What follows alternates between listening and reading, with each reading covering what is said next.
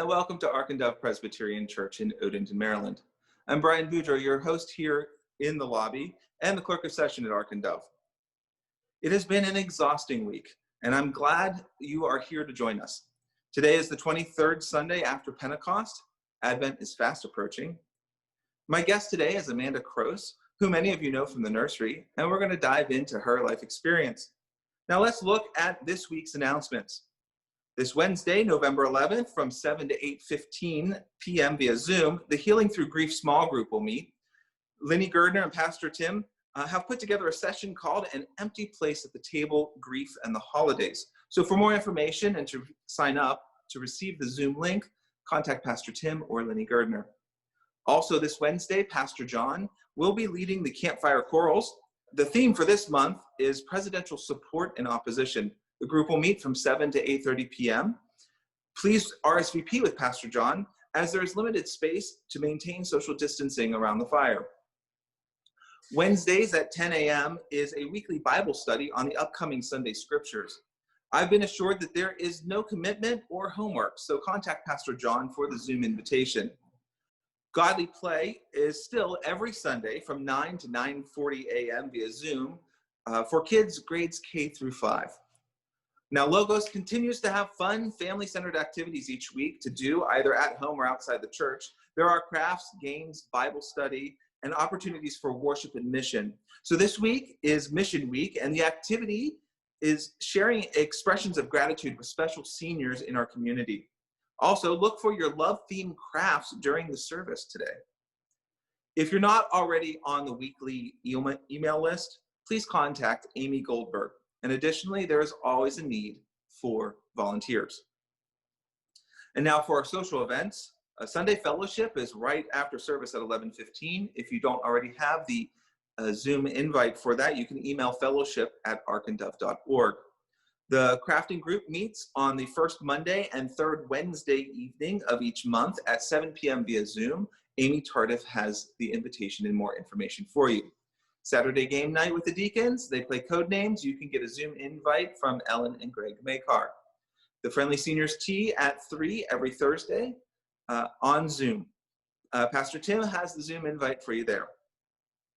Now we are continuing our series on the lobby of Ark and Dove Then and Now. Last week we talked to a newer member, Amy Goldberg, who joined Ark and Dove just this March. This week I'm excited to welcome Amanda Croce, a regular on Sunday mornings as our nursery coordinator, and I think she's got a great experience on how she got to Ark and Dove. So welcome, Amanda, to the lobby. How are you and your family doing? Hi, Brian. Thanks for having me. I've been wanting to talk to you about this for a while now. We are doing pretty well. We were a homeschool already family when COVID hit. I am teaching full-time from home or I should not say full-time. I feel like it's full-time between teaching other students and teaching my own children. It ends up being full-time. And Emily works full-time from home.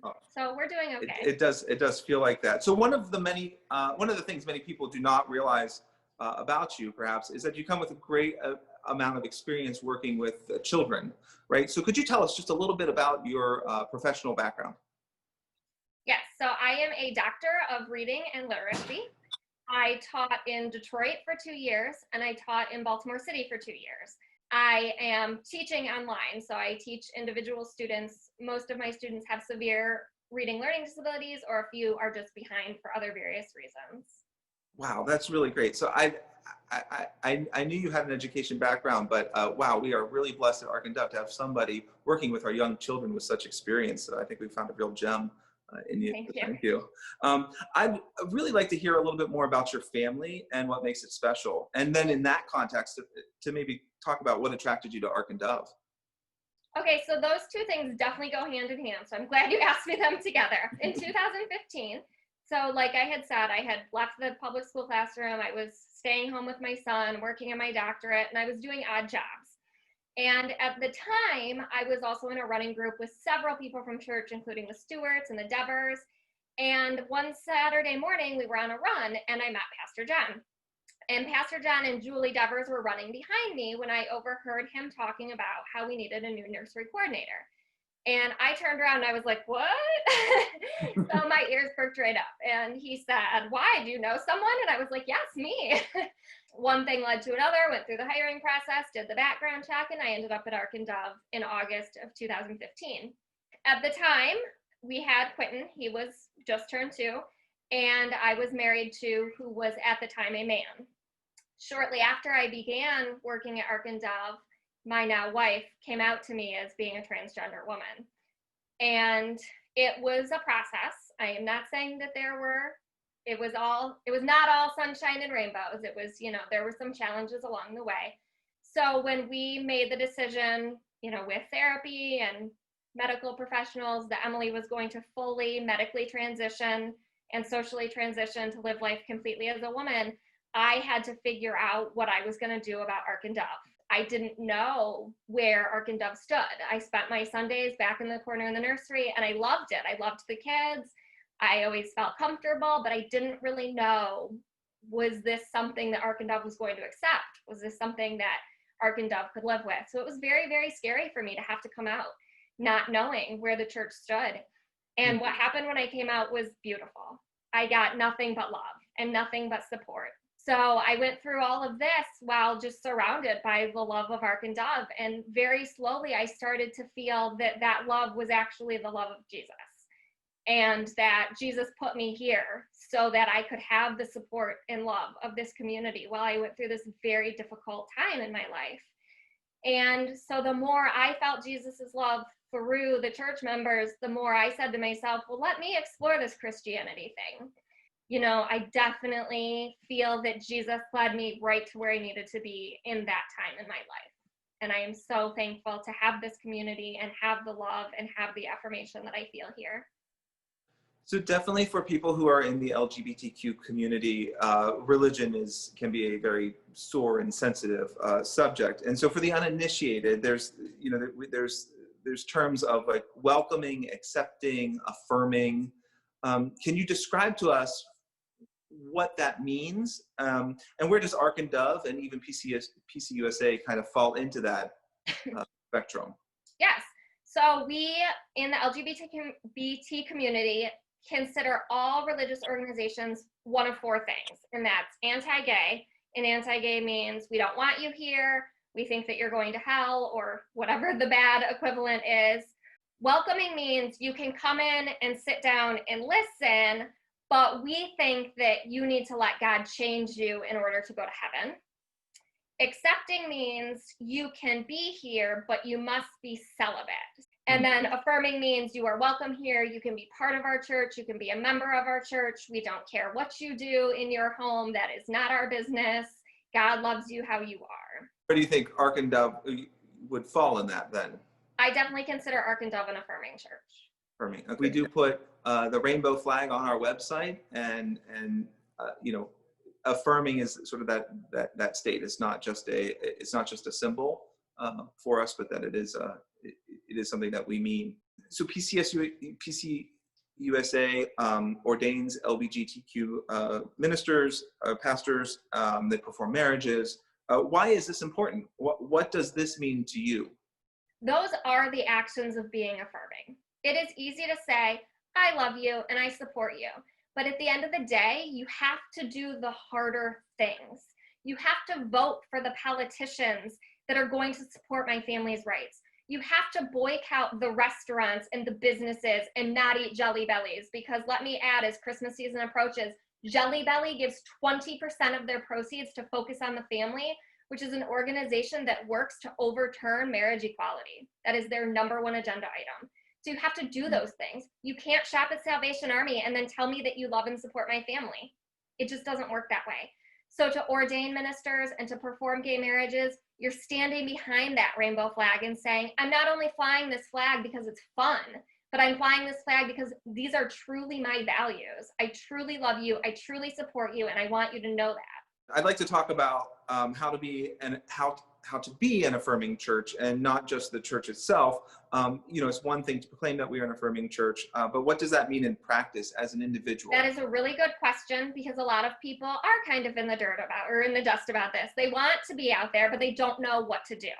So the #1 thing is do your research. Google, find out what businesses and practices are donating money to organizations that don't support the beliefs of supporting LGBT people. If Google focus on the family and make sure you stay away from anyone who has anything to do with that. Excuse me. Another one is affirming language. A big example of affirming language is, or unaffirming language, I should say, is you guys. This not only excludes a large number of the LGBT community in your conversation, but this just excludes cisgender women as well. What I always say is ladies and gentlemen, boys and girls, and NBs of all ages. So we have to remember that how we speak matters.